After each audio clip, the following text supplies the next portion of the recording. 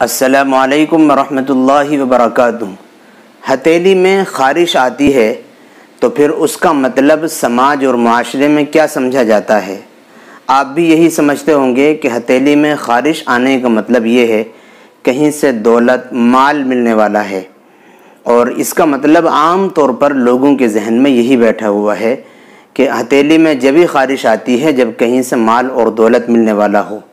آئیے اس بات کو ہم قرآن اور حدیث کی روشنی میں حل کرتے ہیں۔ ہمیں اس سلسلے میں قرآن کیا کہتا ہے؟ قرآن کریم ہمیں کہتا ہے قُل لَن يُصِيبَنَا إِلَّا مَا كَتَبَ اللَّهُ لَنَا هُوَ مَوْلَانَا وَعَلَى اللَّهِ فَلْيَتَوَكَّلِ الْمُؤْمِنُونَ۔ اے نبی آپ لوگوں سے کہہ دیجئے کہ ہمیں ہرگز کچھ نہیں پہنچتا مگر وہی پہنچتا ہے جو اللہ نے ہمارے لیے لکھ دیا ہے۔ اللہ ہمارا مولا ہے اور اسی پر مومنین کو بھروسہ کرنا چاہیے۔ اس آیت کا مطلب یہ ہے کہ کسی کی جگہ کہیں خارش آنے سے، کہیں کوئی پریشانی پیش آ جانے سے کسی خوشی اور برائی کا تعلق نہیں ہے۔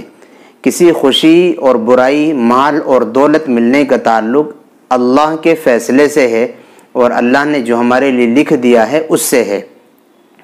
یہ ایک کامن سی اور آسان سی بات بھی ہے کہ خارش آنے سے ہتھیلی میں مال اور دولت کا تعلق کیسے ہو سکتا ہے؟ اگر مال اور دولت کا تعلق خارش سے ہتھیلی میں ہوتا تو کیا کسی غریب کے، کسی نچلے درجے کے انسان کی کبھی ہتھیلی میں خارش نہیں آئی؟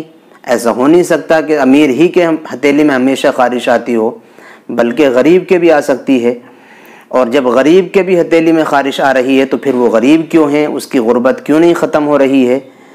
تو یہ ایک انسانی سوچ اور عقل کے بھی خلاف ہے اور اسلامی عقائد کے بھی خلاف ہے۔ یہ خالصتاً وہم ہے، ظن ہے، اس کا حقیقت سے کوئی تعلق نہیں ہے۔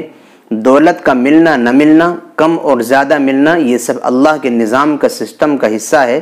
اس میں کسی انسان کو کوئی دخل نہیں ہے۔ کہیں خارش آنے سے، کہیں حرکت پیدا ہو جانے سے اس کا کوئی دخل نہیں ہے، لہذا اپنے ذہن کو ان چیزوں سے صاف کرنا چاہیے۔